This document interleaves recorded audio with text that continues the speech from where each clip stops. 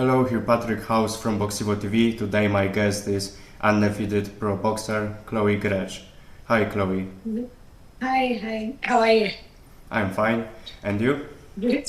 Yeah, good. I'm just started to get back properly today to my for my first training session back.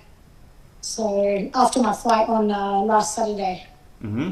On July Yeah. 18 you fought Bec Moss at Wonder Promotion 8, The Rising, and the fight ended in a draw. How are you feeling after the fight? Have all your injuries healed already? Look, I'm feeling good. A little bit. I was just a little bit sore, muscles sore. That's it. And I was disappointed with the result.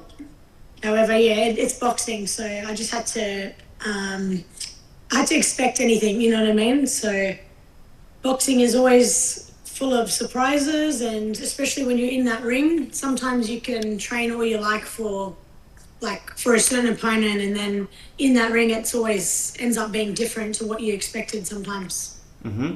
What's your opinion on the judge's decision? Do you feel a draw was the right result, or do you believe you did enough to win the fight? Well, look, I have a lot of people that have told me they thought that I won it. So, look, and I'm not going to be the type to complain about it. And, it is what it is. It's the result. And I know it was just frustrating that I got one more draw on my record. But, I know that like a loss doesn't define you, or, even a draw doesn't change anything really. It's just another step closer to getting closer to what I want, which is becoming a world champion. So, it's all learning in the end. And I give credit to Bec, my opponent. She was very tough.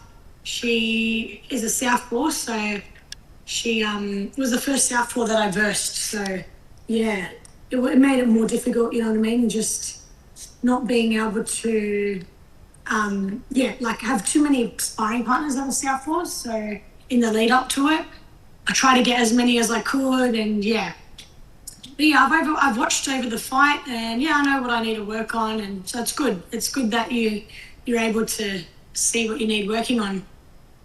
Mm-hmm. In my opinion, you won the opening round with your right cross. I think that the right cross. Sorry, what'd you say? I think that, in my opinion, you won the opening round. I think that Yeah, the yeah. right cross was good. In the second round, you landed a clean overhand and Yeah. put Bec under pressure. And in the third round, also seemed to hurt her. However, she came back strongly in next rounds. Yes. And Yeah, I yeah. want to ask you, how did you score the fight yourself? Which rounds did you made? Uh, What rounds you score for you? When I watched back over the fight, I did think that the first three rounds, yes. I think the last round I was coming home a bit more strong as well, trying to come home more stronger.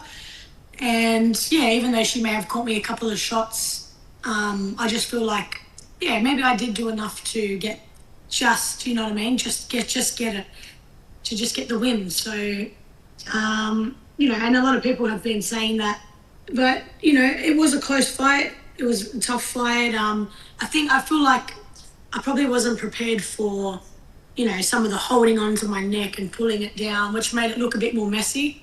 And you're always going to get that with a southpaw and an orthodox opponent. It's going to look a bit more messy or off balance. And obviously with my switching too, it did make it a bit more like that as well. So, yeah. What was the most difficult part of the fight for you? Most difficult, look, a lot of people was saying, I think just with the wrestling, or like not so much wrestling, but the hanging on part, if maybe, it depends on what referee you have as well. So, and I'm not making excuses, but sometimes that obviously makes it more difficult when someone's holding or pushing their head down, or, which she was obviously using that to her advantage, which that's what helped her as well. When I was leaning a bit more forward, maybe pushing my head down, holding it, punching and holding at the same time. So that's what makes it a bit more messy, and that made it a bit more difficult. So, how would you assess your conditioning during the fight? yeah, again, I would think like boxing specific, like I need to work on more my boxing conditioning. So, like, you know, with the whole, hanging on and everything, that's something that, you know, that tires you out in a fight. So, in terms of like boxing conditioning, that I need to work more specifically on that. So, you know, and it was a very fast, intense, like high-paced fight. So don't forget, women's fights are 2 minutes, so you're always going to see more action as well. And I think at the beginning, I was trying to like box a bit more. Then later on, I probably did fall into a bit more of a brawl. So, or maybe, same thing. She tried to change up her game plan a bit more and try to pressure me in the last few more rounds. And it just made it look a bit more like it was full on. Looking back on the fight, in your opinion, what do you think was the key to winning the fight? What was the what? Sorry. What do you think was the key to winning? The key, I think, just to get my balance a bit more, stay a little bit more composed, try to pick my shots a bit more a bit more smart, and I was sort of getting a bit more into a brawl, and then so I think just using more my IQ a bit better, my boxing smarts, boxing IQ a bit more, and that's one thing I would say is I know for a fact that I did catch her. So in the first few rounds, that also did contribute to my conditioning. So I felt like I could have stopped her, and I almost did in the third round. Pretty sure it was the third or second. No, third, I'm pretty sure. But I almost had her, and that's why I put all my energy into that. And that made me a bit more tired too. So, and then the ref, I thought maybe it could have, who knows, like I know there's no counts allowed, so it makes it more difficult. But that's where a lot of my energy went into as well. Would you be interested in a rematch with Bec? Yeah. That's something I'm going to be in discussion with about a rematch. So try to get a rematch for it and see what's next. Sorry, I was just talking like that. But no, it would be good to try to get a rematch, and then we'll see what happens after this. Which promotion, whether it's on the same one again. And then that's it. Now let's talk a little about your preparations. When did you find out that Bec Moss would be your opponent, and how many weeks did you have to prepare for the fight? To be honest, this one was I did have a longer camp, so just because I wanted to have a fight after my previous fight that I had in Bangkok, I wanted to have one not long after that. So try to stay as active as I could. However, I couldn't find I couldn't find a matchup soon enough. So that's why it's been like another training camp after a training camp. But it was probably like an 8-week camp, I think, about. So it was long. It was good enough, How many times a day did you train during your fight camp? If you don't mind sharing, could you walk us through what a typical day of training looked like for you? I would try to train like 2 times a day. So, and then it would always be like, sometimes, so I'll do like 2 strength sessions a week. Then my sparring, the closer that I got to the fight, I sparred like twice a week. I would like to try and spar twice a week. That's something I thought I could improve on, is sparring longer rounds. So because it was a 6-rounder fight, sometimes it just depends. Like it was very hard to get the sparring that I wanted and the work rate that I wanted as well with the people that I was preparing with, you know. Some could only give me 6 days. So it was just working with what I had. So that's what made it a bit more difficult as well. And obviously, you know, not being able to find many southpaws. So I'd have to verse spar girls heavier. Maybe they weren't throwing as much, or sparring boys, you know what I mean? So it's always going to be a bit more different. Mm-hmm. And yeah, so like twice a week, 2 strength sessions a week, 2 sparring sessions in a week, and then probably 6 days a week training. And then some of those days would be, twice a day training. Mm-hmm. So we know that rest and recovery is important important part of training camp. Could you tell us a little about your recovery routine? What methods do you use to recover between training sessions? For me, I like to, it would be a bit of a mixture, but for me, this camp, I was using the hot bath a bit. So I like to have like a nice magnesium salt hot bath. So that helped me with my muscles, made me feel a bit more fresh after it.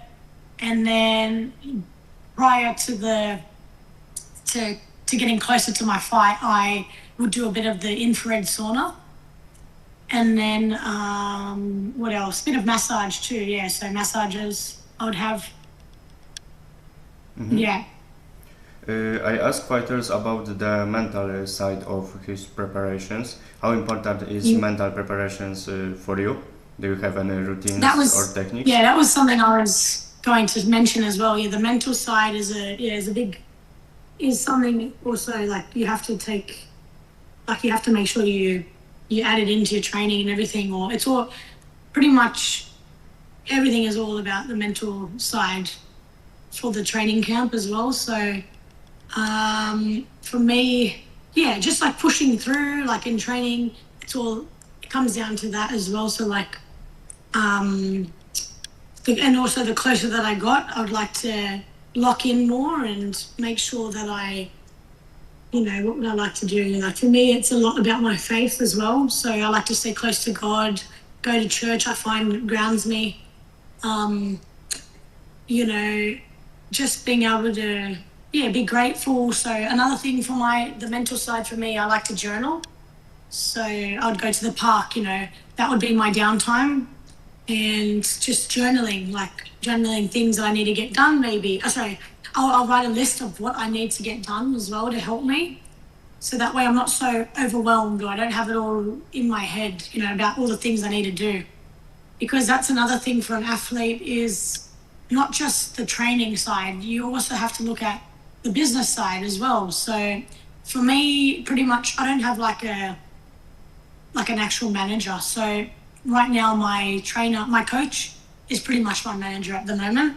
So I've got my dad, he's my trainer and always has been from the beginning of my career. And then now I've got another coach, so Ronnie Sinclair. So he helps a lot too, the mental side and the business side too. So what else? I feel like the mental side plays a big part, and that's why I need to make sure I've got everything down lock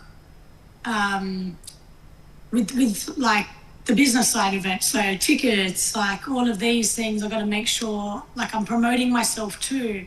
A lot goes into the, before the fight. So that plays a part as well, and just making sure I don't leave it all to the last minute too much. Helps. Let's talk about the event now. Wanderer Promotions 8, they're rising. How do you rate the event?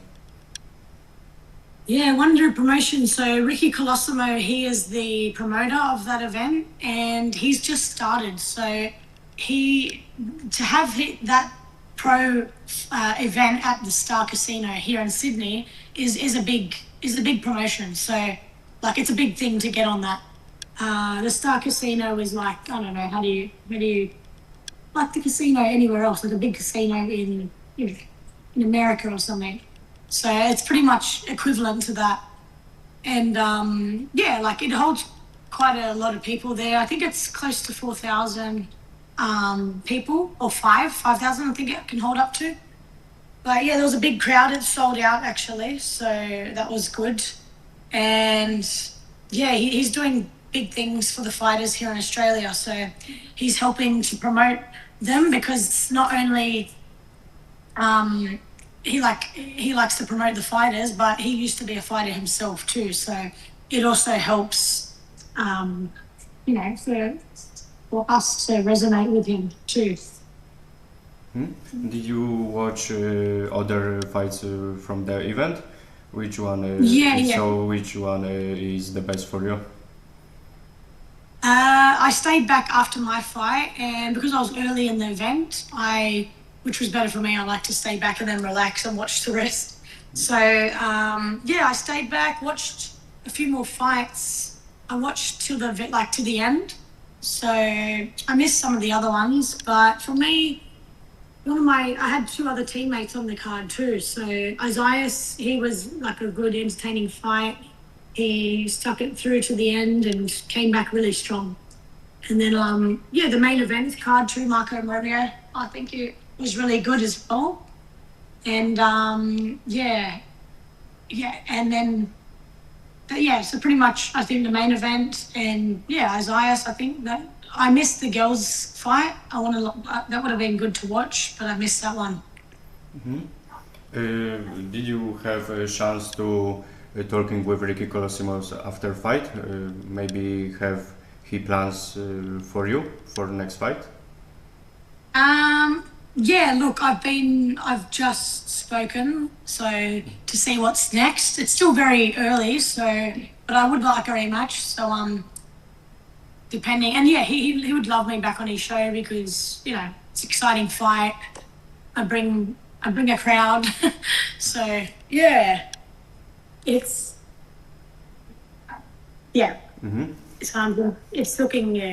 looking good. What are you on fighting for the Australian title? You are undefeated boxer. You are, when I saw on BoxRec, #1 in Australia in light flyweight division.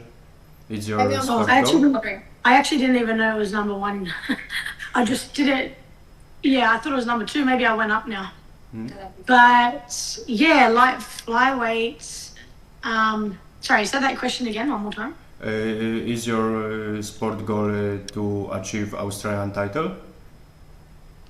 Yeah, I think that may be the next step. And then obviously I want to just start getting all the belts, like the rankings. Start, bringing me up in the rankings. Fights that make sense. I don't want to be just taking any random fight just for the sake of fighting. I want to make sure that I'm getting, it makes sense money-wise, all of that, and title-wise. So fight for titles now. Now let's talk about something a little more relaxed. I saw on Instagram that you were at yesterday's media training I had of the Spence Jr versus Tszyu event. Are you going to be there in person on fight night? Yes, I actually just I've been offered some tickets, which is really exciting. So I'll be there now. I wasn't going to be. I was planning to only go to the night before. There's an event here, and that's to meet and greet Terence Crawford. So I'll be meeting him. And who else? Sean Porter and Paulie Magalani. So, which on the day yesterday I managed to meet them already. So it was good. What's your prediction for the main event, Spence Jr. or Team Tszyu? That is a tough one. I just feel like with Spence's skill level and his all these opponents that he's versed in the past. I feel like, that will be a challenge for Tim.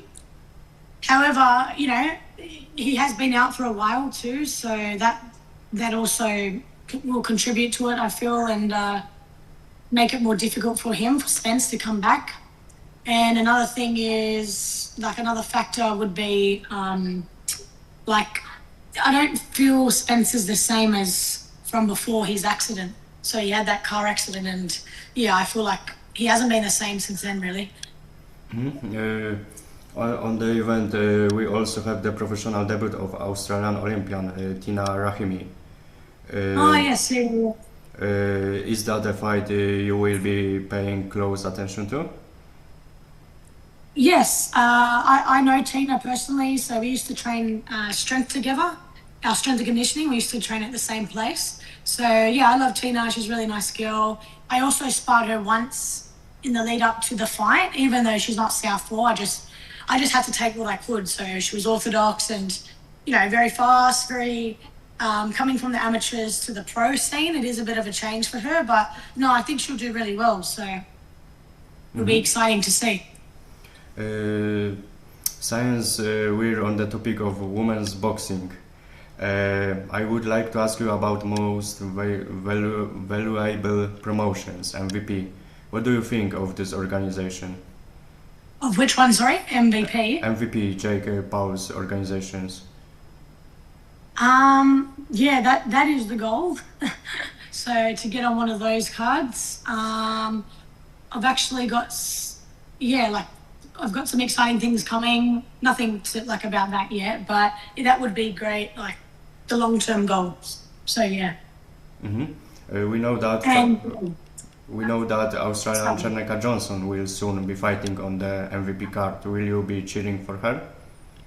Yes, yes, for sure. Yeah, so she's from Brisbane, and yeah, like I've got like Jake Paul's signed, Desley Robinson, another Aussie girl, and Ebony Bridges. So yeah, there's three Aussies that he's signed. So yeah, it's doable, and yeah, I'll be cheering them on as well. Mm-hmm. Finally, to wrap up our interview, I would like to end the interview with a question I ask all of my guests. Is there anything you would like to say to your fans? My fans, yeah, I just wanted to say, like, I'm going to be putting myself out there more. They're going to be hearing of me more, and hopefully, yeah, I'm just going to keep growing and growing. So, yeah, and thank you to everyone that supported me so far. Mm-hmm. Thank you for interview. Thank you for your time.